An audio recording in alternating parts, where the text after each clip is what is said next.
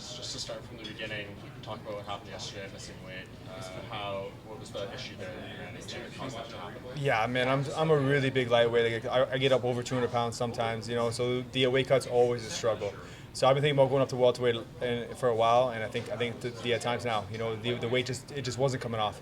So I was at 159 pounds, and it just wouldn't come off anymore. So I apologize to Tebow. I apologize to the UFC. It's very unprofessional, and I'm gonna do my next fight at 170. Yeah, and the thing that was interesting about that too was you weighed in right at 9. You could have had another 2 hours. Was it just like no? There was no way it was coming off. So I figured I might as well just weigh in now and be ready for the fight. Why did you? When did you decide that I can't make cut any more weight? Was it the morning, the night before, or no, in the morning. Like we were cutting right up until the time, and then the weight just wouldn't come off. Is that the most difficult cut you've been through so far? Yeah, in your career? yeah, for sure. It's always a struggle, man. It kills me to make 155. Like even tonight, I'm 180 pounds. So like fight night, I'm usually the biggest I've been like 184. Like I'm a really big guy for lightweight. So I just feel like my body will be healthier at that 170, and I can walk around at near fighting weight. Instead of having these drastic weight cuts with no IV either. Right. What was the difference between your previous weight cut to this weight? I don't know.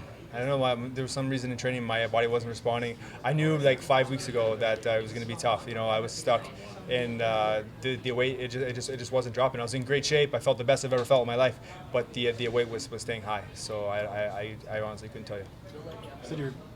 Said you were splitting time a little bit, doing some stuff back in London, Montreal.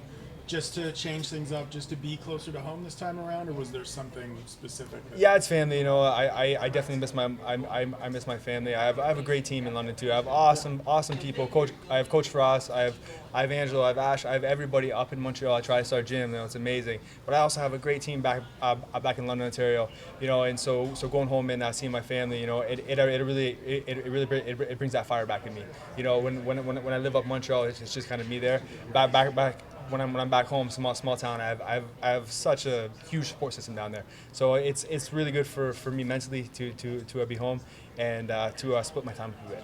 Do you feel like you're back against the wall going into this fight, 2 losses in a row, especially missing weight? Do you feel like if you lost this one, it might be the end of your UFC run? Or Yeah, I'm sure it was, but every fight's the most important. It's the most important part of your life. So I wasn't thinking about that. I was just focused on going in there. I had the best training camp I've ever had. I was right now, I'm right in my prime.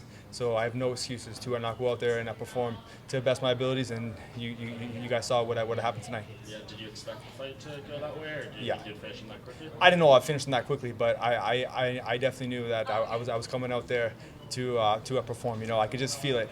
In the warm up, everything was flying. All training camp, I was on point. So I knew tonight was definitely going to be my night. What do you have to do to be successful at welterweight now? Because there's some big guys in that division. People are cutting down from 200 plus pounds. What do you have to do in training, or just to compensate physically for?